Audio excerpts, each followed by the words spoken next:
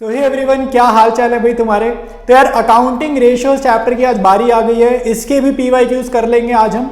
But जब मैं इसके वीडियो बना रहा था ना, इस चैप्टर को कवर कर रहा था, तो मुझे रियलाइज हुआ यार कि रेशियोज बहुत सारी हैं, तो एक वीडियो में कवर कर पाना इस पूरे चैप्टर को थोड़ा डिफिकल्ट है, क्योंकि बहुत सारी रेशियोज है। तो अगर मैं एक ही वीडियो में करूँगा या तो वीडियो की लेंथ बहुत ज़्यादा हो जाएगी, या फिर अगर मैं शॉर्ट में बनाऊंगा तो सारी रेशियोज कवर नहीं हो पाएंगी। तो मैंने क्या करा है, इस चैप्टर को दो पार्ट्स में तोड़ दिया।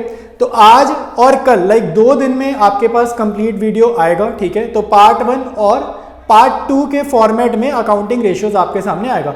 तो जब आप क्वेश्चंस करोगे, मेरी रिक्वेस्ट है, एक तो फॉर्मूलाज आपको लर्न होने चाहिए। इस चैप्टर की फॉर्मूला शीट भी मैंने प्रिपेयर करी है। फॉर्मूला शीट व्हाट्सएप चैनल पर मैंने ऑलरेडी डाल रखी है। तो पहले डाल दी थी, 2-4 दिन 5 दिन पहले डाल ली थी। तो वहां पर आपको फॉर्मूला शीट मिल जाएगी। और जो क्वेश्चंस मैं करवा रहा हूं इस चैप्टर की PDF, अगर लाइक मैं बना रहा हूं अभी, PDF जैसी ही रेडी होगी मैं व्हाट्सएप चैनल पर डाल दूंगा। तो उसके लिए यार व्हाट्सएप चैनल आप लोग जाकर ज्वाइन कर सकते हो, ठीक है। तो अच्छे क्वेश्चन है, ज्यादा डिफिकल्ट क्वेश्चन नहीं आते हैं इस चैप्टर से। सारा काम फॉर्मूलाज का और कैलकुलेशन का, ठीक है। तो कैलकुलेशन ठीक आनी चाहिए हमारे को, और दूसरा फॉर्मूलाज याद होने चाहिए। जहां इन दोनों में से एक जगह भी कमी आ गई ना, तो आपसे ये क्वेश्चन सॉल्व नहीं हो पाएगा, ठीक है। तो बिना टाइम वेस्ट करते हुए स्टार्ट करते हैं हम लोग आज की क्लास को। तो स्टार्ट करते हैं आज के फर्स्ट क्वेश्चन से। From the following information calculate any two of the following ratios. तो इसमें हमारे को एनी टू निकालनी है। बोर्ड के पेपर में तो ऐसे है कि एनी टू, बट हम लोग अभी प्रैक्टिस कर रहे हैं ना, तो हम लोग तीनों रेशियोज के आंसर सॉल्व करेंगे। तो पार्ट ए में कह रहे हैं डेट इक्विटी रेशियो, सेकंड कह रहे हैं वर्किंग कैपिटल टर्नओवर रेशियो, और थर्ड कह रहे हैं रिटर्न ऑन इन्वेस्टमेंट। तो ये 3 रेशियोज निकालनी है। सबसे पहले हम डेट इक्विटी रेशियो देखते हैं कैसे निकालेंगे। तो नीचे इंफॉर्मेशन गिवन है। Equity share capital 50,000, general reserve 5,000, profit and loss account after tax and interest 15,000, ठीक है। तो ऊपर जो इन्फॉर्मेशन गिवन है ना, equity share capital, general reserve और P&L अकाउंट वाली, ठीक है। ये जो तीनों का डेटा है ना, P&L अकाउंट का, ये 15,000 वाला, इससे हम निकालेंगे इक्विटी, ठीक है। इन तीनों को प्लस करेंगे तो हमारी इक्विटी आ जाएगी, ठीक है। अब डेट इक्विटी में इक्विटी पता चल जाएगी, तो डेट निकालनी है। यहाँ पर डेट का मतलब होता है लॉन्ग टर्म डेट, ठीक है। लॉन्ग टर्म यानी कि लंबे टाइम के जो कर्जे होते हैं ना, मोर देन 1 ईयर वाले, वो वाले ढूंढने। तो 9% डिवेंचर्स हमारे को क्या मिल जाएगा, लॉन्ग टर्म डेट मिल जाएगा। तो हमारी डेट इक्विटी रेशियो तो यहीं पर खत्म हो गई है। अब आगे का जो डेटा दे रहा है ना, वो पार्ट बी और पार्ट सी के लिए दे रहा है। डेट इक्विटी रेशियो आपकी यहीं तक निकल जाएगी, ठीक है। अब सेकंड समझते हैं, वर्किंग कैपिटल टर्नओवर रेशियो। इसका फॉर्मूले में क्या क्या यूज होती है, एक तो होती है net sales, revenue from operation, और दूसरी वर्किंग कैपिटल। तो नेट सेल्स देखते हैं, क्वेश्चन में हमें डायरेक्टली गिवन है, यहाँ पर नीचे देखो डायरेक्टली गिवन है, sales for the year ended 31 March 2011 was 1,50,000। तो ये हमारे को वर्किंग कैपिटल टर्नओवर रेशियो का ना न्यूमरेटर मिल गया, 1,50,000 नेट सेल्स गिवन है। फिर हमें वर्किंग कैपिटल के लिए क्या चाहिए होती है, करंट एसेट्स और करंट लायबिलिटी, ठीक है। तो यहाँ पर करंट एसेट्स क्या होंगी भाई, करंट एसेट्स होंगी डेटर्स और कैश, ठीक है। करंट एसेट्स होंगी डेटर्स और कैश। और करंट लायबिलिटी के लिए हमें क्या गिवन है, क्रेडिटर्स। ये क्रेडिटर्स गिवन है करंट लायबिलिटी के लिए, जो कि है 15,000। तो ये भी हो गया। रिटर्न ऑन इन्वेस्टमेंट हम बाद में समझते हैं, पहले पार्ट ए और पार्ट बी सॉल्व करते हैं। स्टार्ट करें डेट इक्विटी रेशियो निकालना। सबसे पहले फॉर्मूला लिखा डेट अपॉन इक्विटी, ठीक है। डेट यहाँ पे कौन सी है, लॉन्ग टर्म। यहाँ पर अंडरस्टूड है, जो डेट है वो कौन सी है, लॉन्ग टर्म डेट है। तो आपको डेट क्वेश्चन में ऑलरेडी गिवन है, डायरेक्टली गिवन है 9% डिवेंचर्स, जो कि कितने हैं, 20,000, ठीक है। तो डेट हमें पता है।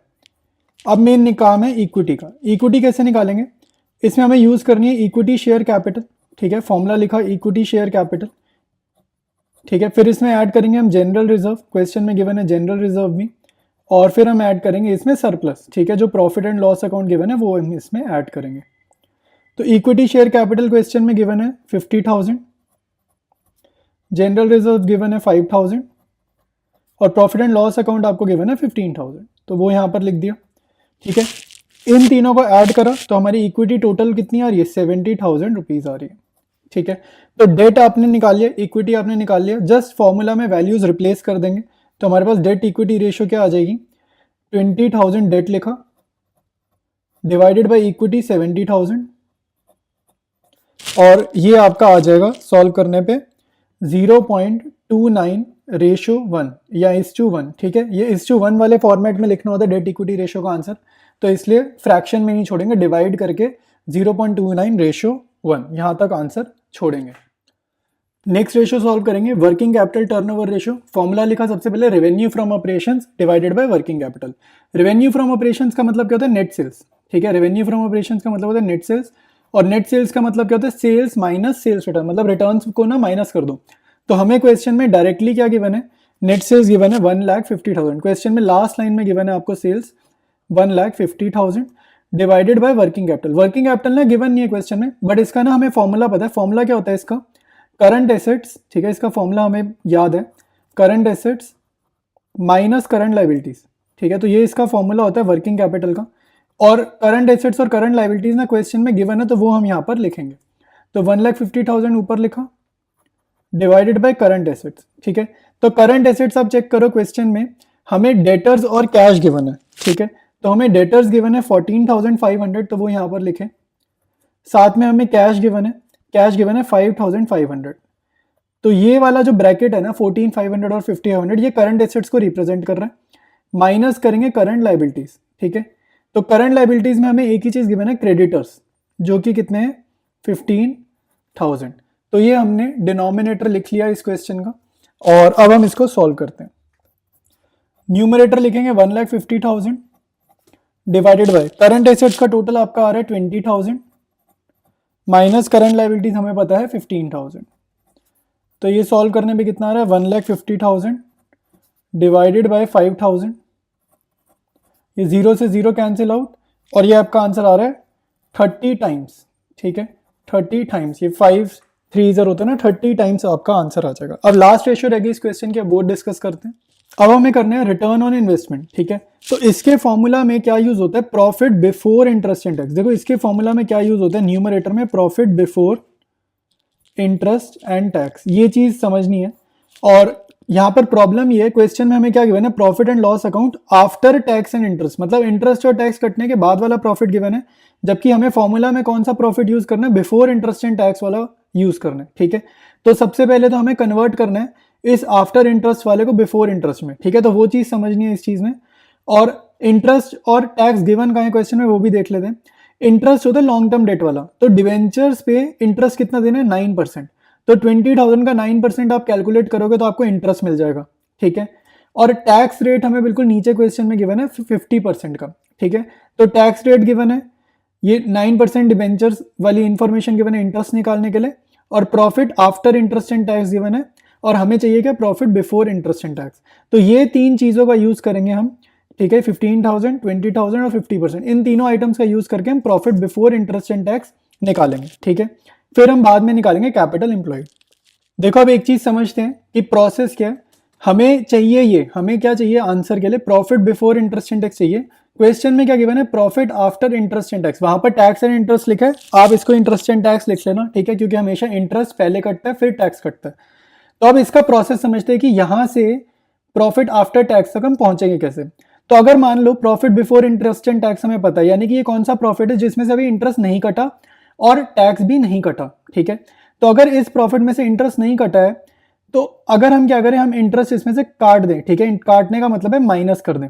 ठीक है, तो यानी कि ये क्या हो जाएगा, इस profit before interest and tax में से अगर इंटरेस्ट कट गया तो profit after interest and tax हो जाएगा ये, अगर सिर्फ इतना काम करा जाए तो।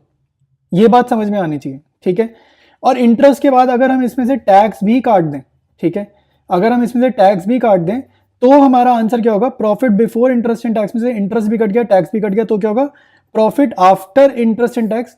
ये वैल्यू आ जाएगी RHS वाली, जो हमें क्वेश्चन में ऑलरेडी गिवन है। ठीक है, तो ये इसका फॉर्मूला है, ये समझ लो फॉर्मूला, और उसके बाद तो जस्ट हमें वैल्यूज पुट करनी है। ठीक है, तो स्टार्ट करते हैं वैल्यूज रिप्लेस करनी। तो profit before interest and tax हमें नहीं पता है, तो हमने इसको क्या मान लिया, हमने इसको मान लिया x। ठीक है, तो ये x लिखा, इसमें से माइनस करेंगे इंटरेस्ट। तो इंटरेस्ट कितना माइनस करेंगे भाई, 9% ऑफ मतलब मल्टीप्लाई, और डिबेंचर्स कितने हैं लॉन्ग टर्म वाले 20,000। ठीक है, फिर माइनस करेंगे टैक्स, टैक्स अभी निकालते हैं, और इसके बाद प्रॉफिट इंटरेस्ट एंड टैक्स आ जाएगा, और क्वेश्चन में हमें कितना गिवन है, 15,000 गिवन है। ठीक है, तो ये हमारा क्वेश्चन है। नेक्स्ट लाइन में आएंगे, x के नीचे x लिखेंगे, 9% ऑफ 20,000 कितना हो जाएगा, 1800। ठीक है, अब माइनस करना है टैक्स। अब यहाँ पे एक चीज और समझने वाली है कि टैक्स किस अमाउंट पे निकलेगा। ठीक है, टैक्स किस अमाउंट पे निकालना है, ये चीज समझनी है। तो आपको क्या समझना है, टैक्स का रेट हमें क्वेश्चन में गिवन है 50%। तो ये 50% किसका, ठीक है, किस अमाउंट का 50% हमें निकालना है। तो जो प्रॉफिट बिफोर वाला था ना, उसमें से जो इंटरेस्ट कट जाएगा, यानी कि x माइनस 1800, जो नया अमाउंट आएगा ना, अभी यहाँ पे हमें मान लो x की वैल्यू पता होती, मान लो हमें प्रॉफिट पता होता है 1 लाख रुपए है, उसमें से इंटरेस्ट काटते, तो 1 लाख में से इंटरेस्ट कटता, जो नया अमाउंट आता है ना उस पर टैक्स काटना है। तो यहाँ पर हमें नहीं पता, लेकिन हम क्या करेंगे, x की फॉर्म में लिख देंगे। तो हम लिखेंगे x माइनस 1800, मतलब प्रॉफिट में से इंटरेस्ट कटा, जो नया अमाउंट आया ना उस पर टैक्स पे करेंगे। तो माइनस 50% ऑफ x माइनस 1800, और 15,000 के नीचे 15,000, ठीक है। तो ये हमारी इक्वेशन फॉर्म हो गई है। जिसको थोड़ी बहुत लाइक मैथ्स के बेसिक्स क्लियर है वो यहाँ से सॉल्व कर सकता है, ठीक है। फिर भी नहीं आता तो मैं ये पूरा प्रॉपरली सॉल्व करके दिखा रहा हूँ कि कैसे इसको हमने सॉल्व करना है। तो अब x के नीचे x लिखा, ये माइनस 1800 उधर भेज देते हैं, तो ये प्लस हो जाएगा, उधर जाके हो जाएगा 16,800, ये 1/2 हो जाएगा। अब यहाँ पे ब्रैकेट्स ओपन करते हैं, ये माइनस 1/2 है, तो माइनस 1/2 एक बारी x से मल्टीप्लाई होगा और एक बारी 1800 से मल्टीप्लाई होगा। तो ये हमारे पास आएगा माइनस का x/2 और प्लस 900, ठीक है। 1800 को हाफ से मल्टीप्लाई किया 900 और माइनस माइनस प्लस, ठीक है। फिर x माइनस x/2 आपका हो जाएगा x/2, नेक्स्ट स्टेप में x माइनस x/2 हो जाएगा x/2, ये प्लस का 900 हम उधर भेज देंगे, तो ये कितना आ जाएगा 15,900। फिर x इधर 2 डिवाइड हो रहा है, उधर जाके मल्टीप्लाई हो जाएगा, ये आ जाएगा हमारा 31,800। तो वो वैल्यू आ गई जो हमारे फॉर्मूला में न्यूमरेटर में आना था। Profit before interest and tax हमने कितना निकाल लिया, 31,800। अब हम फॉर्मूला का डिनोमिनेटर निकालेंगे। डिनोमिनेटर क्या है, कैपिटल एम्प्लॉयड। तो कैपिटल एम्प्लॉयड का मतलब क्या होता है भाई, कि बिजनेस में कितना पैसा इन्वेस्टेड है। तो बिजनेस में पैसा इन्वेस्ट कर सकते हैं हम, एक तो अपना, ठीक है, हमारा खुद का पैसा जिसको हम बोलते हैं इक्विटी। दूसरा होता है लोन लिया, ठीक है, उधार लिया जिसको बोलते हैं डेट, वो भी लोन लेकर भी तो इन्वेस्ट कर सकते हैं ना। तो कैपिटल एम्प्लॉयड का फॉर्मूला होता है इक्विटी प्लस डेट। इक्विटी हमने पार्ट ए में निकाली थी डेट इक्विटी वाले फॉर्मूले में, ठीक है, डेट इक्विटी रेशियो निकाली थी ना अभी, तो वहां पर ही डेट भी निकला था, इक्विटी भी निकला था। तो इक्विटी 70,000 निकाला था पहले, डेट 20,000 निकाला था। तो कैपिटल एम्प्लॉयड आपकी ऐड करके कितनी आ जाएगी, 90,000, ठीक है। तो जो भी हमारे को डेटा चाहिए था वो हम निकाल चुके हैं। अब सीधा फॉर्मूला लिखते हैं और आंसर निकालते हैं। फॉर्मूला लिखा रिटर्न ऑन इन्वेस्टमेंट का, profit before interest and tax divided by capital employed into 100। Capital employed हमने अभी अभी निकाली थी 90,000, profit before interest and tax भी अभी कैलकुलेट किया था 31,800, और 100 के नीचे 100 लिख दो, ठीक है। तो देखो जब भी 100 से मल्टीप्लाई करेंगे ना, हमारा आंसर जो आएगा वो परसेंटेज में आएगा, ठीक है। तो आप जब इसको सॉल्व कर लोगे तो आपका आंसर आ जाएगा 35.33%, ठीक है। जस्ट इसको डिवाइड करना है, इंटू 100 करना है, आपका आंसर आ जाएगा। सेकेंड क्वेश्चन करेंगे, ratio of current assets to current liabilities is 1.5:1, ठीक है। तो करंट एसेट्स और करंट लाइबिलिटीज की रेशियो गिवन है। करंट एसेट्स की वैल्यू गिवन है 3 लाख, करंट लाइबिलिटीज की वैल्यू गिवन है 2 लाख। फिर कह रहा है the accountant of a firm is interested in maintaining a current ratio of 2:1 by paying off a part of the current liabilities, ठीक है। तो अब देखो रेशियो, पुरानी रेशियो क्या गिवन है, ओरिजिनल जो क्वेश्चन में रेशियो गिवन है वो गिवन है 1.5:1, और जो अकाउंटेंट है वो करना कितनी चाहता है, 2:1 करना चाहता है। कैसे करना चाहता है, उसने बोला करंट लाइबिलिटीज पे करेगा। तो करंट लाइबिलिटीज अगर पे करेगा, आपको समझना है कि इसका इफेक्ट कहाँ कहाँ पड़ेगा, ठीक है। मान लो करंट लाइबिलिटी में वो क्रेडिटर को पे कर रहा है, ठीक है। अगर वो क्रेडिटर को पे कर रहा है तो एक तो क्रेडिटर कम हो जाएंगे क्योंकि हमने पे कर दिया, एक तो क्रेडिटर कम हो जाएंगे। दूसरा पे करेंगे कैसे, कैश पे करेंगे ना उनको, या बैंक के थ्रू पे करेंगे, तो वो भी तो कम होंगे ना।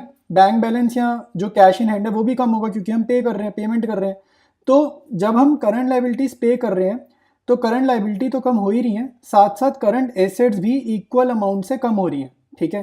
तो ये दूसरी चीज जो थी ना वो क्वेश्चन में गिवन नहीं थी, उन्होंने सिर्फ इतना बताया करंट लाइबिलिटी कम कर रहे हैं।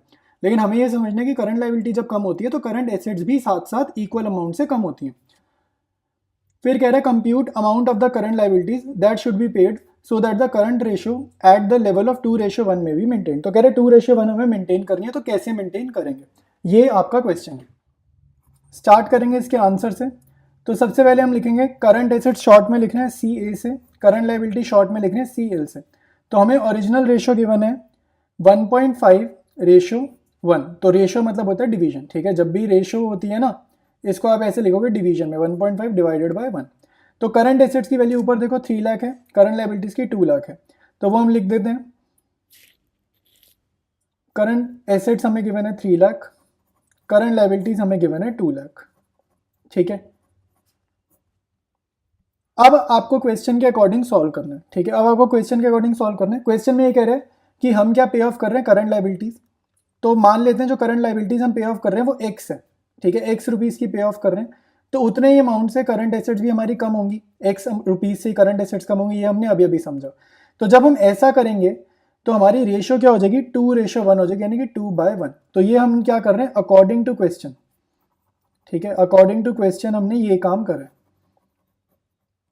हमने क्या करा भाई, जो पहले करंट एसेट्स और करंट लायबिलिटीज गिवन थी उसमें से करंट लायबिलिटीज पे ऑफ करी, तो इक्वल अमाउंट से करंट एसेट्स कम होगी और अब हमारी डिजायर्ड रेशियो आंसर आ जाएगा 2/1।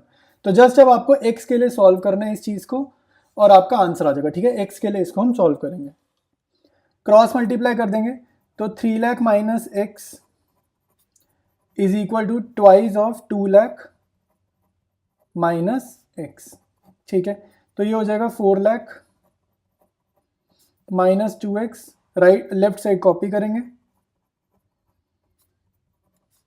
ठीक है। अब देखो भाई 3 लाख को राइट में भेज देते हैं, तो 4 लाख कॉपी करा माइनस 3 लाख, ये माइनस एक्स इधर है, माइनस का 2x लेफ्ट ले आए तो पॉजिटिव 2x, तो 2x माइनस एक्स एक्स हो जाएगा, 4 लाख माइनस 3 लाख 1 लाख हो जाएगा। तो amount of current liabilities that should be paid is 1 lakh rupees, ठीक है। जो हमें करंट लायबिलिटीज पे करनी है उसकी अमाउंट क्या है, 1 लाख। नेक्स्ट क्वेश्चन है, a company had current assets of 3 lakh and current liabilities of 1,40,000। Afterwards it purchase goods for 20,000 on credit, calculate current ratio after the purchase of goods, ठीक है। तो भाई आपको ये समझना है, जब भी हम गुड्स खरीदते हैं क्रेडिट पे तो क्या इफेक्ट होता है, ठीक है। तो अगर क्रेडिट पे गुड खरीदे, एक तो स्टॉक हमारा बढ़ जाएगा, ठीक है। स्टॉक बढ़ने का मतलब क्या, करंट एसेट्स हमारी इंक्रीज कर देंगे, ठीक है। करंट एसेट्स हमारी इंक्रीज करेंगी, क्यों इंक्रीज करेंगे, क्योंकि स्टॉक बढ़ गया। बट अगर आप क्रेडिट पे लोगे तो क्रेडिटर्स भी तो बढ़ जाएंगे, तो क्रेडिटर्स भी हमारे इंक्रीज कर जाएंगे, और जब क्रेडिटर्स इंक्रीज करेंगे इसका मतलब क्या है, करंट लायबिलिटीज भी हमारी इंक्रीज करेंगी, ठीक है, क्योंकि क्रेडिटर्स करंट लायबिलिटी का पार्ट है। तो इस ट्रांजेक्शन का ड्यूअल इफेक्ट है, वो हमें समझना था। आप कह रहे calculate current ratio after the purchase of goods, तो आपको सिंपल लिखना है after the purchase of goods, ठीक है, after the purchase of goods of 20,000 on credit, ठीक है। हमने क्रेडिट पे खरीदे ऑन क्रेडिट, तो क्या इफेक्ट पड़ेगा भाई, तो करंट एसेट्स विल बी,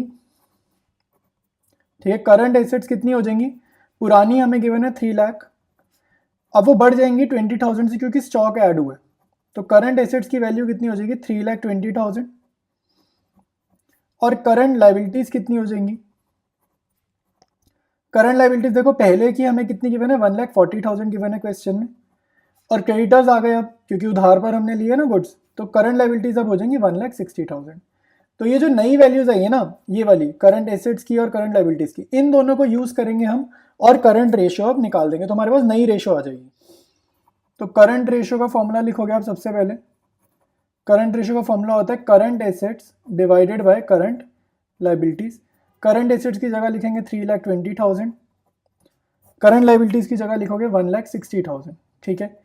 तो ये बहुत इजीली कट रहा है, ठीक है, 0 से 0 गई, 16 1 16 2 0, तो हमारा आंसर क्या आएगा 2:1, ठीक है। तो करंट रेशियो हमारी आ जाएगी 2:1।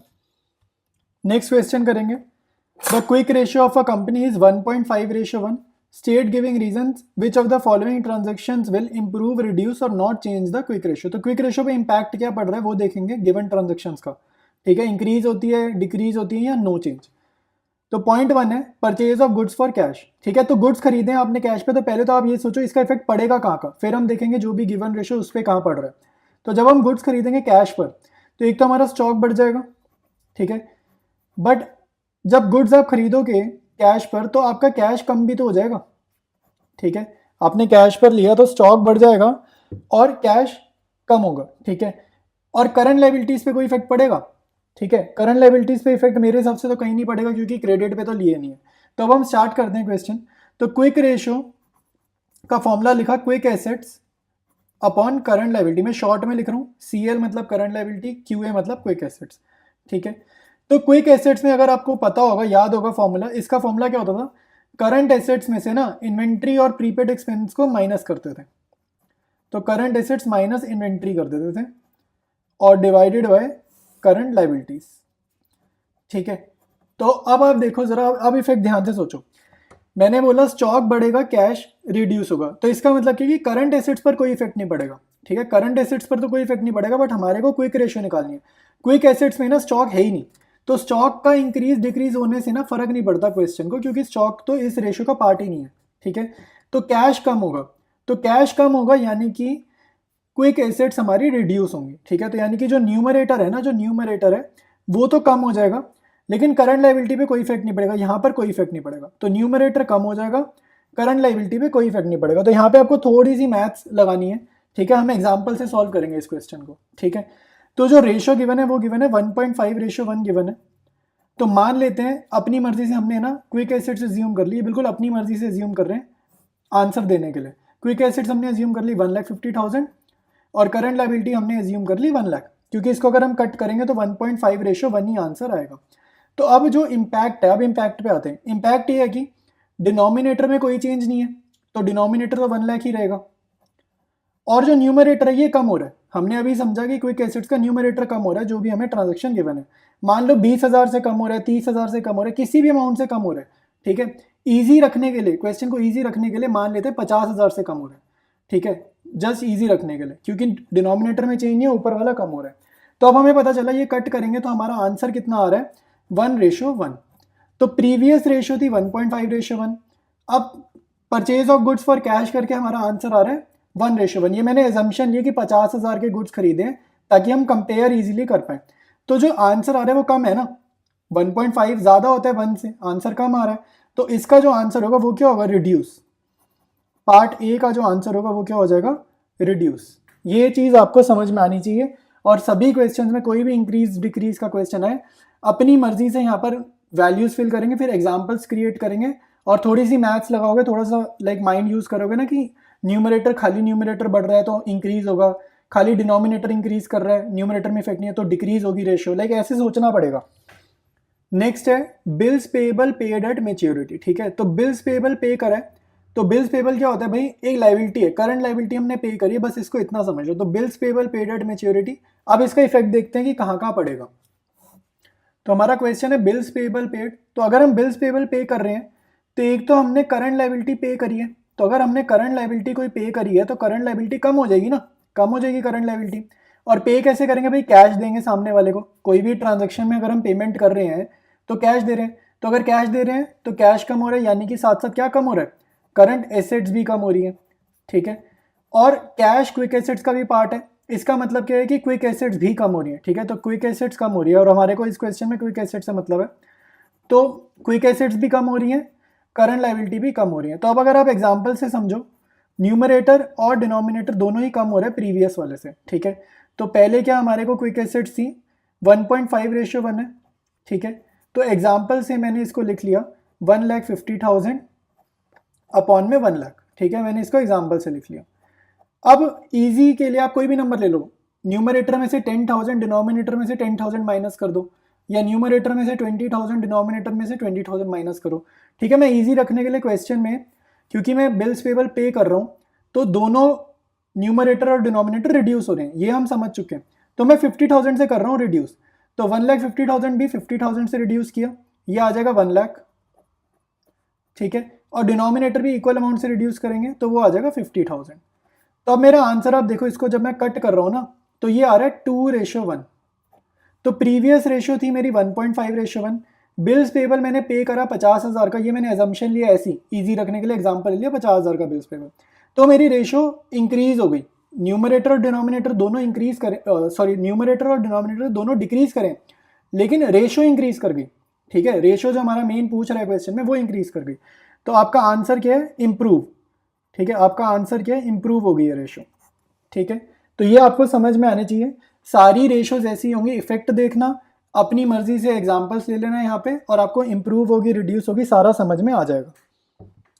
थर्ड क्या है, sale of goods costing 18,000 for 16,000। तो अब इसको समझते हैं कि अगर हमने गुड्स बेचे हैं 16,000 के गुड्स से हमने बेचे हैं 18,000 में। ठीक है, तो यहाँ पर कहाँ कहाँ इफेक्ट पड़ रहा है पहले तो ये समझेंगे। तो इफेक्ट यहाँ पर इसका ना इसी शीट पे ही समझ लेते हैं। इसका इफेक्ट पड़ेगा, देखो एक तो हमारी इन्वेंट्री कम हो रही है। ठीक है, एक तो हमारी इन्वेंट्री कम हो रही है, स्टॉक कम हो रहा है। और दूसरा हमारे को कैश मिल रहा है, ठीक है, कैश मिल रहे हैं, तो कैश हमारा बढ़ रहा है। तो अगर आप ध्यान से देखो, इन्वेंट्री जो होती है ना वो क्विक एसेट्स का पार्ट ही नहीं है, तो इन्वेंट्री कम हो चाहे बढ़े क्विक एसेट्स पे तो फर्क पड़ेगा नहीं, क्योंकि इन्वेंट्री क्विक एसेट्स का पार्ट ही नहीं है। तो कैश हमारा बढ़ रहा है और करंट लायबिलिटी पे कोई इफेक्ट नहीं है, ठीक है, क्योंकि कैश ट्रांजेक्शन है। अगर सामने ये नहीं पता ना किसको गुड्स बेचे हैं, पर्सन का नेम नहीं मेंशन, क्लाइंट का नेम नहीं मेंशन, तो कैश ट्रांजेक्शन एज्यूम कर लेंगे। तो ये कैश ट्रांजेक्शन है और इफेक्ट उसका हमने समझ लिया इन्वेंट्री और कैश पे पड़ेगा, ठीक है। तो यानी कि खाली कैश बढ़ रहा है, इसका मतलब है कि क्विक एसेट्स हमारी इंक्रीज कर रही हैं और करंट लायबिलिटीज हमारी पुरानी वाली है। तो हम जो एग्जांपल ले रहे हैं 1,50,000 अपॉन 1 लाख वाला, न्यूमरेटर तो आपका 1 लाख है, सॉरी डिनोमिनेटर तो आपका 1 लाख है, क्योंकि करंट लायबिलिटी नो चेंज है, डिनोमिनेटर 1 लाख है, न्यूमरेटर आपका बढ़ जाएगा। तो पहले 1,50,000 था, अब बढ़ा दो, कितना भी कर दो, 1,60,000 कर लो, 1,70,000 कर लो, कुछ भी कर लो। तो अगर मैंने 10,000 से बढ़ाया, ठीक है, या इसमें ना हम क्या करते हैं एग्जैक्ट बढ़ाते हैं, 10,000 से नहीं बढ़ाते, हमारा बढ़ेगा 18,000 से। तो 1,50,000 पहले था, तो 18,000 से बढ़ेगा, यानी कि 1,68,000 से ये हमारा इंक्रीज करेगा, क्योंकि 18,000 से कैश बढ़ा है ना, तो 18,000 से हमारी पुरानी वाली रेशो बढ़ जाएगी, ठीक है। तो ये हमारा आंसर क्या आएगा, 1,68,000 डिवाइडेड बाई 1 लाख, ये आ जाएगा 1.68 रेशो 1। तो हमारा आंसर क्या हो जाएगा, इंप्रूव हो जाएगा। लास्ट पॉइंट है कैश कलेक्टेड फ्रॉम डेटर्स, ठीक है। तो अब इसका पहले इफेक्ट देखते हैं। अगर कैश कलेक्ट हुआ है तो कैश मेरा बढ़ेगा, ठीक है, हमारे बिजनेस में कैश आएगा तो कैश इंक्रीज कर देगा, यानी कि क्विक एसेट्स जो हैं वो इंक्रीज कर जाएंगे, ठीक है।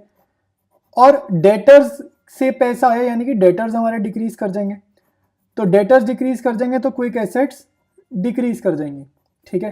तो अगर आप ध्यान से देखो, एक बार क्विक एसेट्स बढ़ रही है और उसी ट्रांजेक्शन में क्विक एसेट्स कम भी हो रही हैं, तो यानी कि जो क्विक एसेट्स है इन पे कंबाइंड इफेक्ट अगर देखा जाए तो जीरो है, नील है, ठीक है, कोई इफेक्ट है ही नहीं, क्योंकि जितने से वो बढ़ रहा था कैश उतने से ही हमारे डेटर्स रिड्यूस हो रहे थे, तो कंबाइंड इफेक्ट तो हमारा आ गया जीरो, ठीक है।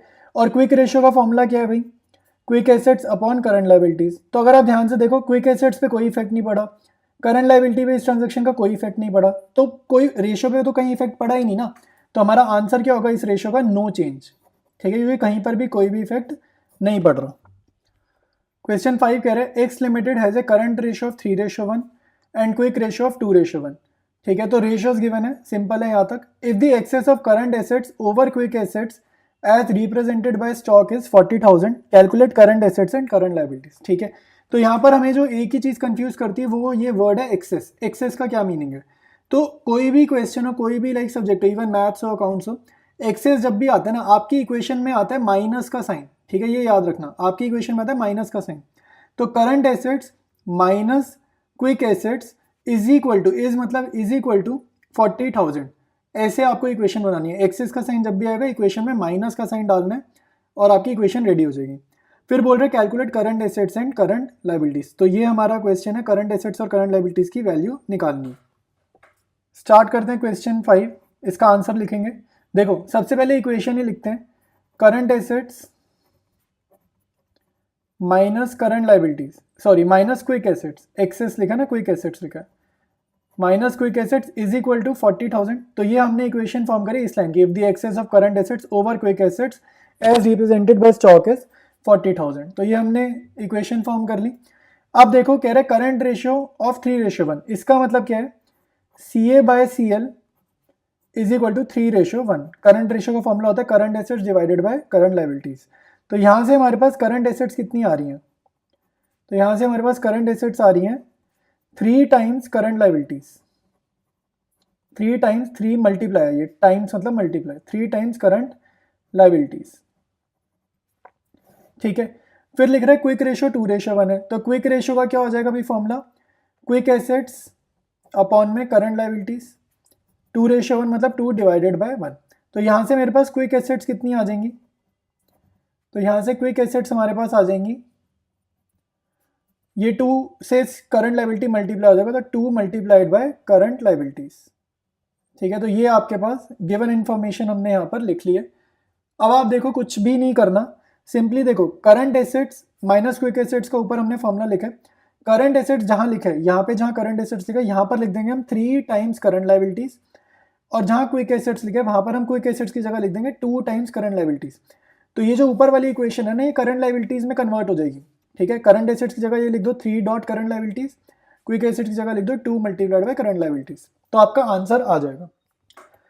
अब लिख रहे हैं हम 3 times current liabilities minus 2 times current liabilities, ठीक है। रिप्लेस कर दी वैल्यूज, इज इक्वल टू 40,000।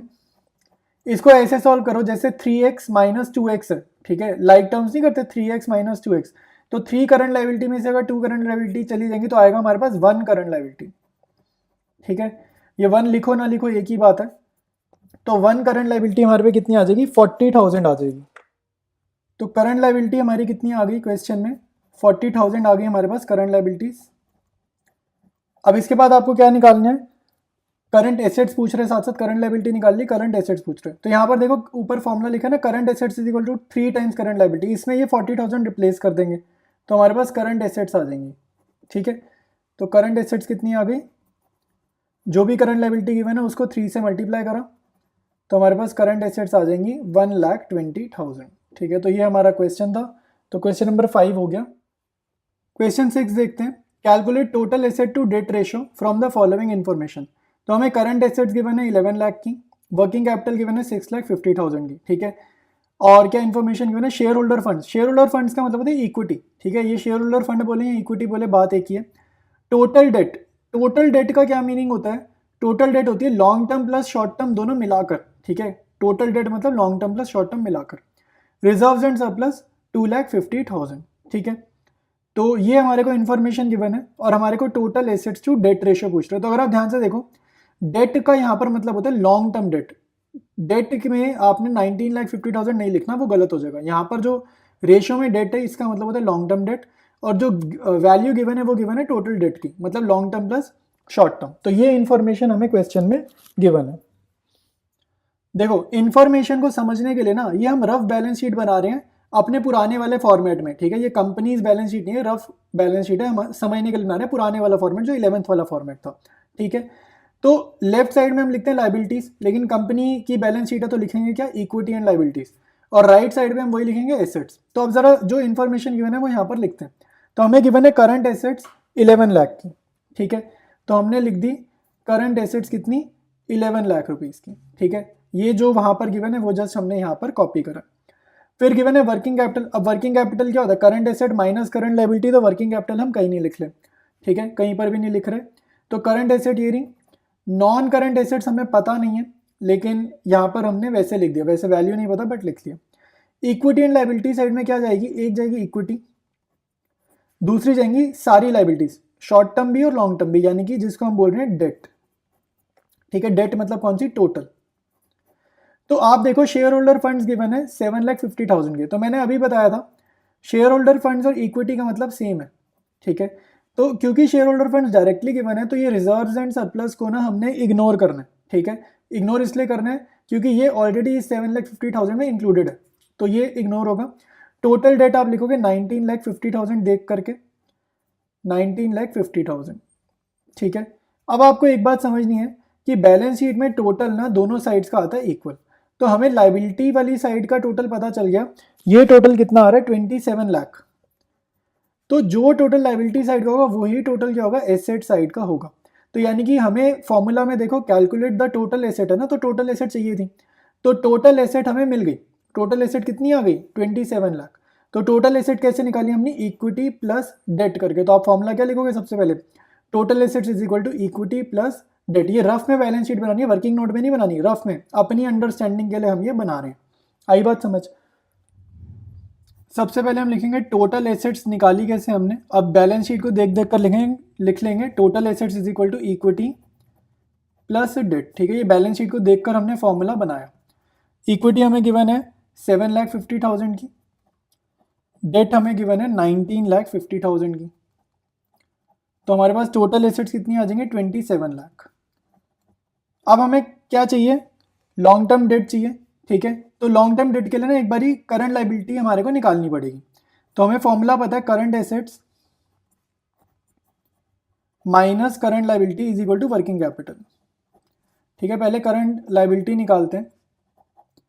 तो वर्किंग कैपिटल हमें क्वेश्चन में गिवन है, ठीक है। वर्किंग कैपिटल हमें क्वेश्चन में कितनी गिवन है, 6,50,000, करंट एसेट्स भी हमें क्वेश्चन में गिवन है 11 लाख, ठीक है, करंट एसेट्स हमें क्वेश्चन में गिवन है 11 लाख। करंट लायबिलिटी आ जाएगी वैल्यू रिप्लेस करके, तो करंट लायबिलिटी कितनी आ रही है भाई, तो करंट लायबिलिटी हमारी आ रही है, इनको सॉल्व करोगे तो 4,50,000 आपकी करंट लायबिलिटी आ जाएगी, ठीक है। करंट लायबिलिटी पता है, क्वेश्चन में आपको देखो टोटल डेट भी पता है, ठीक है, टोटल डेट पता है, और मतलब टोटल मतलब कि फर्म के ऊपर पूरा कितना कर्जा है, मतलब लॉन्ग टर्म वाले भी शॉर्ट टर्म वाले भी। तो लॉन्ग टर्म और शॉर्ट टर्म जिसमें एडेड है, दोनों एडेड है, उसमें से अगर आप शॉर्ट टर्म वाले माइनस कर दोगे यानी कि करंट लायबिलिटी माइनस कर दोगे तो आप पे क्या आ जाएगा, लॉन्ग टर्म डेट आ जाएगी, जो हमें चाहिए भी, ठीक है। फॉर्मूले में हमें क्या चाहिए, लॉन्ग टर्म डेट ही तो चाहिए, तो वो हमारे पास आ जाएगी। तो लॉन्ग टर्म डेट कैसे की, total date minus current liability. Long term date कैसे की, टोटल डेट लिख लेते हैं, टोटल डेट हमें गिवन है 19,50,000, इसमें से करंट लायबिलिटी माइनस करेंगे, अभी अभी निकाली थी 4,50,000, तो हमारे पास कितना आंसर आ गया, 15 लाख। तो हमारे पास 15 लाख आंसर आ गया। अब आपको फॉर्मूला लिखना है सीधा, total assets to debt ratio, तो टोटल एसेट्स अपॉन में डेट, ठीक है, अपॉन में डेट। टोटल एसेट्स निकली थी 27 लाख, डेट लिखेंगे 15 लाख, ये सॉल्व करके आ जाएगा 1.8:1। तो ये हमारा आंसर हो गया इस क्वेश्चन का। नेक्स्ट क्वेश्चन कर रहे हैं, assuming that the debt to equity ratio of a company is 0.5, state whether the ratio would increase decrease और remain unchanged in the following cases. तो इंक्रीज डिक्रीज वाला क्वेश्चन आ गया फिर से। अब कह रहा है purchase of fixed assets on a credit of 3 months. देखो ली हमने एसेट है, लेकिन क्रेडिट पीरियड देखो बहुत छोटा सा है, शॉर्ट टर्म है क्रेडिट पीरियड, लॉन्ग टर्म नहीं है, तो डेट पर इफेक्ट नहीं पड़ेगा। यहाँ पर डेट का मतलब होता है लॉन्ग टर्म, तो डेट पर तो कोई इफेक्ट नहीं पड़ा। दूसरा जो एसेट खरीदी ये कहाँ जाए, ये नॉन करंट एसेट है, इसका इफेक्ट इक्विटी पर पड़ेगा क्या, आप सोचो जरा, इसका इफेक्ट इक्विटी पर पड़ेगा, इसका इफेक्ट इक्विटी पर भी नहीं पड़ेगा। तो फर्स्ट पॉइंट का इफेक्ट ना इक्विटी पर पड़ रहा है ना डेट पर पड़ रहा है, ठीक है, तो पूरी रेशियो पर इफेक्ट कहीं पर इफेक्ट ही नहीं पड़ रहा, तो इसका आंसर क्या होगा, नो चेंज, ठीक है। इफेक्ट कहाँ पड़ रहा है, नॉन करंट एसेट्स पे और करंट एसेट्स पे, फर्स्ट पॉइंट का। सेकेंड है issue of new shares for cash. तो अब आप समझो भाई, अगर हमने शेयर्स इशू करें, ठीक है, सेकंड पॉइंट की बात करें, अगर हमने शेयर्स इशू करें तो इक्विटी बढ़ जाएगी, ठीक है, इक्विटी बढ़ जाएगी, और साथ साथ क्या बढ़ेगा, कैश बढ़ जाएगा। तो कैश बढ़ने का मतलब है करंट एसेट्स बढ़ेंगी या एसेट्स बढ़ेंगी या नॉन करंट एसेट्स बढ़ेंगी।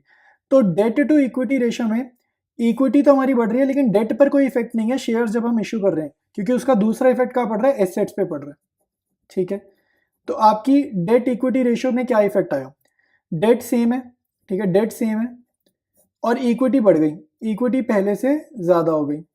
तो अगर आप थोड़ा सा सोचोगे कि न्यूमरेटर तो सेम है, लेकिन किसी भी रेशियो में न्यूमरेटर सेम रखें और डिनोमिनेटर को अगर हम इंक्रीज कर देंगे तो आंसर पे क्या इफेक्ट पड़ेगा, रेशियो पे क्या इफेक्ट पड़ेगा, वो आपको समझना है, ठीक है। अगर समझ में आ गया तो आंसर तो है इसका डिक्रीज, रेशियो छोटी हो जाएगी। लेकिन नहीं समझ आया तो फिर हम इसको एक एग्जाम्पल के थ्रू समझेंगे, ठीक है। तो एग्जाम्पल देखो जरा, हमारे को गिवन है 0.5, ठीक है, डेट इक्विटी रेशियो गिवन है 0.5:1। तो इसका मतलब है डेट को मान लेते हैं 1 लाख और इक्विटी को मान लेते हैं 2 लाख, क्योंकि 1 लाख अपॉन 2 लाख का आंसर ही क्या आएगा, 0.5:1 आएगा। अब अगर आप डेट को सेम रखो, यानी कि न्यूमरेटर सेम रखो और इक्विटी बढ़ा दो, चाहे 1 रुपए से बढ़ा दो या किसी भी अमाउंट से बढ़ा दो, आपका आंसर जो है वो कम हो जाएगा, ठीक है। जैसे अब हमने इसको बढ़ा दिया, सपोज करो हम इसको बढ़ा देते हैं, न्यूमरेटर सेम रखा और डिनोमिनेटर हमने पूरा 1 लाख से बढ़ा दिया, तो डिनोमिनेटर हो गया 3 लाख। तो अब आप देखो ये आंसर कितना आ रहा है, 0.33:1 आएगा ना सॉल्व करने पे। तो पहले वाला 0.5 था, अब 0.33 है, तो हमारा आंसर क्या हो गया, डिक्रीज हो गया। ये एग्जांपल से समझ आ जाएगा अगर पहले ओरली नहीं समझ आया था तो। थर्ड है purchase machinery and paid to the vendors by issue of equity shares. अब आप देखो सेकंड और थर्ड बहुत सिमिलर है, इसमें क्या मशीनरी खरीदी है तो हमारा इफेक्ट का पड़ा, एसेट्स पे पड़ा, ठीक है। और वेंडर को पेमेंट कैसे किया, पैसे कैश नहीं दिए, हमने क्या दे दिया उसको, शेयर्स दे दिए। तो अगर आप ध्यान से सोचो, एक तरफ हमारी एसेट बढ़ गई, ठीक है, एक तरफ हमारी एसेट बढ़ गई, मशीनरी बढ़ गई, दूसरी तरफ हमने शेयर्स इशू करे यानी कि इक्विटी बढ़ गई। इस पूरी ट्रांजैक्शन का ना कहीं पर भी डेट पर इफेक्ट नहीं पड़ा, कहीं पर भी डेट पर कोई इफेक्ट नहीं, उधार पे थोड़ी लिया, पे करा है ना, पे कर तो दिया, उधार पे कुछ नहीं लिया। तो बिल्कुल सेम है सेकंड पॉइंट की तरह कि एक तरफ इक्विटी बढ़ेगी, डेट में नो चेंज, जैसे बिल्कुल सेकंड पॉइंट है ना, सेम बिल्कुल सेम एग्जांपल आप लगा दोगे और आपका आंसर भी इसका भी क्या आएगा, डिक्रीज आएगा। ठीक है, थर्ड रेशियो का भी आंसर क्या होगा, डिक्रीज हो जाएगा। Fourth point, obtained 8% long term loan. अब देखो हमारा क्या लोन लिया, ठीक है, लॉन्ग टर्म लोन लिया यानी कि डेट बढ़ गई, डेट मतलब लॉन्ग टर्म लोन। और आप जब लोन लोगे तो सामने से आपको मिला क्या भाई, अगर हमने कर्जा उठाया तो सामने से हमें मिलेगा कैश। ठीक है, तो कैश मिला तो इक्विटी पे कोई इफेक्ट नहीं पड़ा, हमने शेयर्स थोड़ी इशू करे, अगर शेयर्स इशू करेंगे तो इक्विटी पे इफेक्ट पड़ेगा, शेयर्स नहीं इशू करे। यानी कि फोर्थ पॉइंट का इफेक्ट देखते हैं कहाँ पड़ा। तो इसका इफेक्ट कहाँ पड़ेगा, एक तो हमारी डेट बढ़ेगी, डेट बढ़ेगी, दूसरी तरफ हमारा कैश बढ़ेगा, बट इक्विटी पे नो चेंज, इक्विटी पे नो चेंज। ठीक है, इक्विटी हो जाएगी हमारी नो चेंज। तो अब आप देखो रेशो का नाम क्या, डेट इक्विटी, मतलब डेट ऊपर इक्विटी नीचे। तो किसी भी रेशो में अगर इक्विटी नो चेंज है, इक्विटी उतनी है और डेट आप इंक्रीज कर दोगे, ठीक है, न्यूमरेटर आप इंक्रीज कर दोगे, तो आपकी रेशियो जो आएगी वो हमेशा बढ़ जाएगी, इंक्रीज हो जाएगी। ठीक है, न्यूमरेटर अगर बढ़ा दोगे और डिनोमिनेटर सेम रखोगे तो आंसर जो आएगा रेशियो का वो इंक्रीज हो जाएगा। ठीक है, अगर नहीं समझ आया तो इसको मैं एग्जांपल से भी बता रहा हूँ, इसको जरा ध्यान से देखो। हमारे को क्वेश्चन में क्या रेशियो गिवन है, 0.5:1 यानी कि 1 लाख अपॉन 2 लाख। ठीक है, इसका जो आंसर था, वो कितना था, 0.5:1। ठीक है, अब मैं क्या कह रहा हूँ, क्वेश्चन के अकॉर्डिंग डेट बढ़ा दो, इक्विटी मत बढ़ाओ। तो अगर मैं डेट बढ़ा दी तो मेरी 1 लाख की डेट मान लो होगी 2 लाख हो गई। ठीक है, पूरी 1 लाख से बढ़ा दी, आप चाहे 1 रुपए से बढ़ाओ, जैसे मर्जी करो, न्यू डिनोमिनेटर अनचेंज, तो डिनोमिनेटर 2 लाख रहने दो। तो अब जो रेशियो का आंसर आएगा वो आएगा 1:1। ठीक है, ये कट रहा है ना पूरा, तो 1:1। तो पुराने आंसर से जो नया आंसर है वो ज्यादा है ना, तो यही हमारा क्वेश्चन का आंसर है कि इंक्रीज हो जाएगी। स्टार्ट करेंगे नेक्स्ट क्वेश्चन। इसमें कह रहा है calculate total assets to debt ratios from the following information. तो हमें देखो टोटल एसेट्स चाहिए होंगी, भाई नाम में ही पता है क्या क्या चाहिए, और डेट चाहिए, डेट मतलब लॉन्ग टर्म डेट चाहिए। गिवन इन्फॉर्मेशन देखो, शेयर कैपिटल गिवन है, इक्विटी शेयर कैपिटल, ये इक्विटी का पार्ट है। लॉन्ग टर्म बोरोविंग्स, ठीक है, ये डेट का पार्ट है।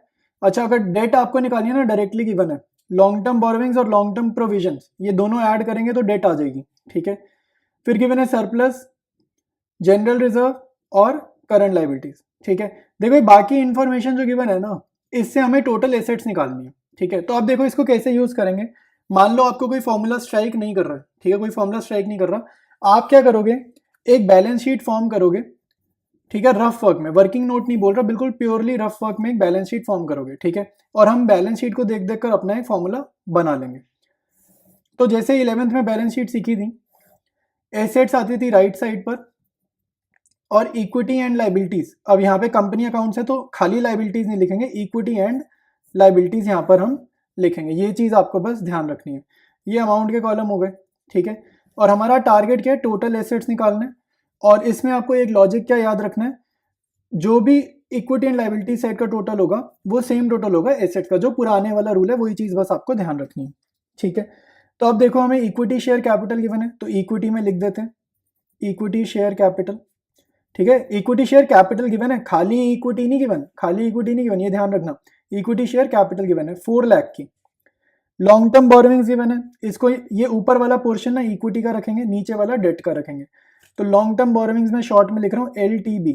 ठीक है, ध्यान से लिखो, मैं शॉर्ट में लिख रहा हूँ, स्पेस नहीं है। ठीक है, तो आप लोग ध्यान से समझो, 1,80,000। फिर गिवन है सरप्लस। देखो सरप्लस किसका पार्ट होता है, इक्विटी का पार्ट होता है। ठीक है, तो इक्विटी के अंदर आप नीचे लिख दोगे सरप्लस, ये हमारा 1 लाख का है। ठीक है, तो ये यहाँ सरप्लस लिख दिया। फिर रिजर्व एंड सरप्लस बोलते हैं ना, इक्विटी का फॉर्मूला होता है शेयर होल्डर फंड्स का, share capital plus reserve and surplus. तो रिजर्व, जनरल रिजर्व कितने हैं, 70,000 के, तो यहाँ पर जनरल रिजर्व भी ऐड कर देंगे, ये लिख देंगे 70,000 का। ठीक है, फिर देखो हमें गिवन है करंट लाइबिलिटीज 30,000 और फिर गिवन है लॉन्ग टर्म प्रोविजन 1,20,000। तो ये दोनों चीजें भी हम अपनी बैलेंस शीट में लिखते हैं। अब देखो भाई, लॉन्ग टर्म प्रोविजन और करंट लाइबिलिटी, ये लिख दी करंट लाइबिलिटी। ठीक है, ये लिख दी हमने 30,000 की, और फिर हम लिखेंगे long term provision. Long term provision हम लिख देंगे 1,20,000 जो हमें गिवन है। अगर आप ध्यान से देखो हमने यहाँ पर लिखा क्या क्या डेटा है उसको जरा समझते हैं। इक्विटी, शेयर कैपिटल, सरप्लस और जनरल रिजर्व, ये जो तीनों है ये है इक्विटी, ठीक है, ये है इक्विटी। लॉन्ग टर्म बोरोइंग्स और लॉन्ग टर्म प्रोविजंस होती है डेट, ये डेट है। लेकिन अगर उसमें हम शॉर्ट टर्म लाइबिलिटी यानी कि करंट लाइबिलिटी भी ऐड कर देंगे तो ये टोटल लाइबिलिटीज आ जाएंगी फर्म की, ठीक है, कंपनी की टोटल लाइबिलिटीज ये आ गई।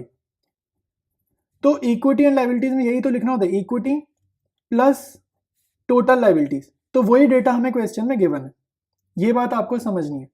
अब आपने क्या करना है, इक्विटी एंड लाइबिलिटी साइड का आपने टोटल करना है, और ये जब आप ऐड करोगे 4 लाख प्लस 1 लाख 5 लाख हो गया, फिर ये 5,70,000, 30 ऐड किया 6 लाख, 6 लाख में ये कितना ऐड करा 3 लाख, तो आपका आंसर आ रहा है 9 लाख रुपीज, ठीक है।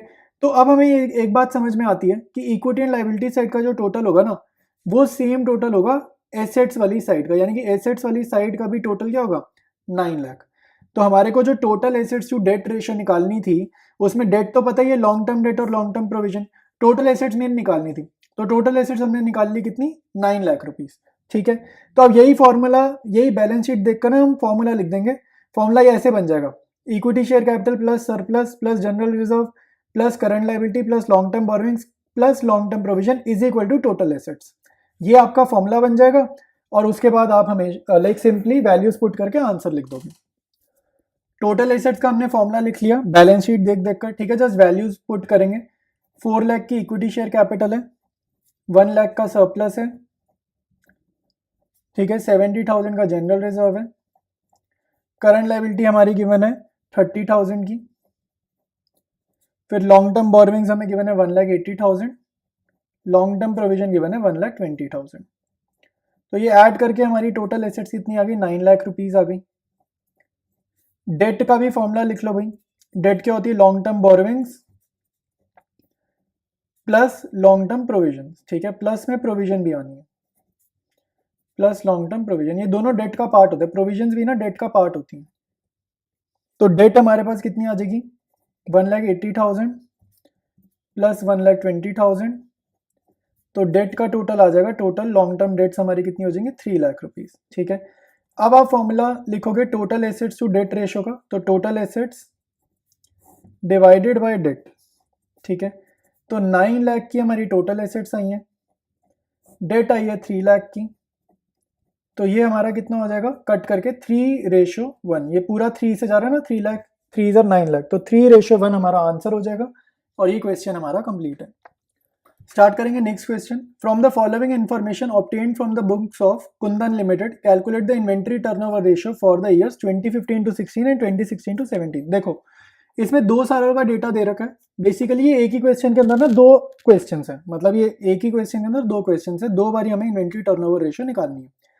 तो 2015 to 16 का डेटा अगर हम देखते हैं तो 2015 to 16 का हम डेटा देखेंगे, इन्वेंट्री ऑन 31 मार्च देखो 7 लाख की है और 2016 to 17 में इन्वेंट्री में 17 लाख के गिवन है। रेवेन्यू फ्रॉम ऑपरेशंस का क्या मीनिंग होता है भाई, रेवेन्यू फ्रॉम ऑपरेशंस का मीनिंग होता है नेट सेल्स, ठीक है, नेट सेल्स मतलब ऑलरेडी सेल्स रिटर्न कट चुकी हैं। तो ये 50 लाख गिवन है और फिर 75 लाख गिवन है अगले साल की। Gross profit is 25% on cost of revenue from operations, तो ग्रॉस प्रॉफिट 25% किसके ऊपर है, ऑन किसके ऊपर है, ये ऑन बड़ा इंपॉर्टेंट होता है, see cost of revenue from operations, इसी को हम क्या बोलते हैं COGS, cost of goods sold, इसको हम शॉर्ट में बोलते हैं कॉस्ट ऑफ गुड्स सोल्ड। अब देखो भाई in the year 2015 to 16 inventory increase by 2 lakh, तो ये लाइन बहुत इंपॉर्टेंट है क्योंकि इन्वेंट्री टर्नओवर रेशियो के फॉर्मूले में हमें क्या चाहिए होती है एवरेज इन्वेंट्री, ठीक है।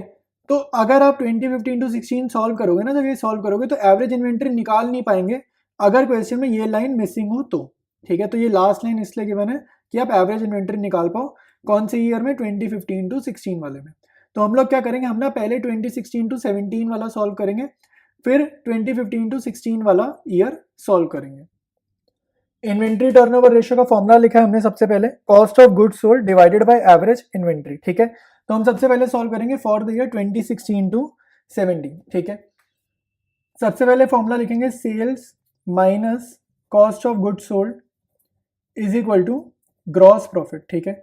ये फॉर्मूला हमने लर्न करा हुआ है चैप्टर में, ठीक है। तो sales minus cost of goods sold is equal to gross profit, sales आपको क्वेश्चन में देखो रेवेन्यू फ्रॉम ऑपरेशन गिवन है ना, 2016 to 17 वाली आप सेल्स लोगे 75 लाख, जिस ईयर का सॉल्व कर रहे हैं ना उस ईयर का डेटा उठाना होता है, तो 75 लाख सेल लेंगे।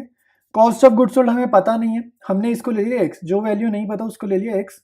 ग्रॉस प्रॉफिट कह रहा है 25% on cost of goods sold, तो ऑन मतलब इसको ही मल्टीप्लाई करेंगे 25% ऑफ एक्स, एक्स क्या है कॉस्ट ऑफ गुड्स सोल्ड, तो यही इंपॉर्टेंट था कि वो ऑन किस पे है, कभी कभी ऑन सेल्स भी होता है, तो यहाँ पर on cost of goods sold है इसलिए मल्टीप्लाइड बाय यहाँ पर एक्स कर। तो ये सॉल्व करते हैं, ये 25 के टेबल से कट रहा है 4 ज़र, तो यहाँ पर देखो 75 लाख आएगा, 75 lakh is equal to x by 4, और ये माइनस उधर जाके प्लस होगा तो प्लस का एक्स, ये एलसीएम वगैरह लोगे तो ये 4x plus x 5x bye 4 हो जाएगा इज इक्वल टू 75 लाख। ठीक है, ये 5/4 उधर जाके क्रॉस मल्टीप्लाई, तो हमारे पास x सॉल्व हो जाएगा, ये x सॉल्व होकर कितना आ रहा है 60 लाख रुपीस। ठीक है, 60 लाख रुपीस, तो x हमारा आ गया 60 लाख, और ये x क्या है भाई, ये x है कॉस्ट ऑफ गुड्स सोल्ड, तो कॉस्ट ऑफ गुड्स सोल्ड पता चल गया, यानी कि रेशो का न्यूमरेटर पता चल गया। अब बस एक चीज निकालनी है, एवरेज इन्वेंट्री। तो एवरेज इन्वेंट्री कैसे आती है भाई, ओपनिंग इन्वेंट्री, एवरेज इन्वेंट्री आएगी opening inventory plus closing inventory divided by 2। ठीक है, किसी भी चीज का एवरेज करते हैं तो ऊपर जितनी आइटम्स लिखी होती हैं उतने नंबर से नीचे डिवाइड करते हैं। तो आपको क्वेश्चन देखना पड़ेगा एक बारी, देखो जब 2016 to 17 सॉल्व कर रहे हैं ना, तो ये क्लोजिंग इन्वेंट्री है 17 लाख, और 2016 to 17 जब सॉल्व कर रहे हैं तो ओपनिंग इन्वेंट्री ले लेंगे 7 लाख, यानी कि इन दोनों को ऐड करके डिवाइड बाय 2 करना है हमारे को। ओपनिंग इन्वेंट्री आ जाएगी हमारे पास 7 लाख, क्लोजिंग इन्वेंट्री आ जाएगी 17 लाख डिवाइडेड बाय 2, तो ये आपका डिवीजन आ रहा है 24 लाख डिवाइडेड बाय 2 यानी कि 12 लाख, तो एवरेज इन्वेंट्री आ गई 12 lakh. Cost of goods sold हमने अभी अभी निकाला था 60 लाख, तो वैल्यू रिप्लेस कर देंगे 60 लाख, एवरेज इन्वेंट्री निकाली थी 12 लाख। ठीक है, तो यहाँ पर 12 लाख रिप्लेस कर देंगे, तो 60 लाख डिवाइडेड बाय 12 लाख, ये सीधा 12 के टेबल से कट रहा है ना, 0 से 0 गई, 12 5 ठीक है 60 होता है, तो 5 टाइम्स, तो इन्वेंट्री टर्नओवर रेशियो आ रही है 5 टाइम्स, कौन से ईयर की 2016 to 17 की। अब हम निकालेंगे फॉर 2015 to 16। देखो अब जब हम निकालेंगे ना फॉर 2015 to 16, तो इसमें जो इन्वेंट्री गिवन है ना 7 लाख, अब इस ईयर का निकालना है, तो ये जो इन्वेंट्री है ना ये क्लोजिंग इन्वेंट्री है, तो 7 लाख जो है ये क्लोजिंग इन्वेंट्री है। अब एवरेज इन्वेंट्री इस ईयर के लिए भी चाहिए होगी ना इसकी कैलकुलेशन में, तो ओपनिंग चाहिए, तो ये इसके लिए लाइन गिवन है, in the year 2015 to 16 inventory increase by 2 lakh, मतलब ये जो 7 लाख आपको दिख रहा है ये 2 लाख बढ़कर दिख रहा है, मतलब 2 लाख ऑलरेडी ज्यादा दिख रहा है, तो यानी कि पहले कितना रहा होगा 5 लाख 5 लाख, तो ओपनिंग इन्वेंट्री रही होगी 5 लाख, क्योंकि उसी में 2 लाख बढ़ाएंगे तो 7 लाख आएगा। ठीक है, तो ओपनिंग इन्वेंट्री कितनी हो गई 5 लाख, क्लोजिंग हो गई 7 लाख। कौन से ईयर की बात कर रहे हैं 2015 to 16 की बात कर रहे हैं। ओपनिंग इन्वेंट्री लिख दो 5 लाख, क्लोजिंग लिख देंगे 7 लाख, एवरेज इन्वेंट्री निकाल देते हैं 5 lakh plus 7 lakh divided by 2, 12 lakh divided by 2 यानी कि 6 लाख रुपीज। ठीक है, तो एवरेज इन्वेंट्री हमारी कितनी आ गई 6 लाख आ गई। अब हम वही काम करेंगे अपना सेम प्रीवियस क्वेश्चन की तरह, सेल्स माइनस सीओजीएस, सीओजीएस मतलब cost of goods sold is equal to gross profit, ये फॉर्मूला यूज करेंगे और कॉस्ट ऑफ गुड्स सोल्ड निकाल लेंगे। ठीक है, सेल्स अब हम देखो 50 लाख लेंगे, ठीक है, जिस ईयर का निकाल रहे हैं उस ईयर का डेटा पिक करेंगे 50 lakh, cost of goods sold नहीं पता इसको हम वाई ले लेंगे, और ग्रॉस प्रॉफिट कितना है भाई, ग्रॉस प्रॉफिट बिल्कुल पहले हो जाएगा 25% पुराने वाला, 25% of cost of goods sold यानी कि ऑफ वाई। ठीक है, तो यही इसको सॉल्व करना है, तो 50 लाख आप लिख दोगे लेफ्ट साइड पे एज इट इज, माइनस का वाई उधर जाके प्लस का वाई हो जाएगा, ये कट के y/4 हो जाएगा, तो y/4 प्लस y कितना हो जाएगा 5y/4। यहाँ पे y इसलिए लिया क्योंकि फर्स्ट पार्ट में x ले चुके हैं ना, इसलिए वेरिएबल चेंज कर दिया, तो 50 lakh is equal to 5y/4, 4 उधर जाके मल्टीप्लाई 5 उधर जाके डिवाइड। ठीक है, तो हमारे पास y कितना आ जाएगा 40 लाख रुपीज, तो y कितना आ जाएगा 40 लाख रुपीज। ठीक है, तो ये y क्या है, ये रिप्रेजेंट कर रहा है कॉस्ट ऑफ गुड्स सोल्ड को रिप्रेजेंट कर रहा है y। तो अब फॉर्मूले की सारी वैल्यूज आ गई, सीधा फॉर्मूला लिखते हैं और आंसर निकालते हैं। फॉर्मूला लिख लिया हमने इन्वेंट्री टर्नओवर रेशियो का, cost of goods sold divided by average inventory. Cost of goods sold अभी अभी निकाला था 40 लाख, तो ये 40 लाख लिख देंगे। एवरेज इन्वेंट्री हमने अभी थोड़ी देर पहले निकाली थी 6 लाख, तो 40 लाख डिवाइडेड बाय 6 लाख, ये डेसिमल में जाएगा, ठीक है, 5 जीरो से 5 जीरो गई, 40/6 डेसिमल में जाएगा, इसका आंसर आएगा 6.67 टाइम्स। ठीक है, तो ये क्वेश्चन हमारा कंप्लीट है।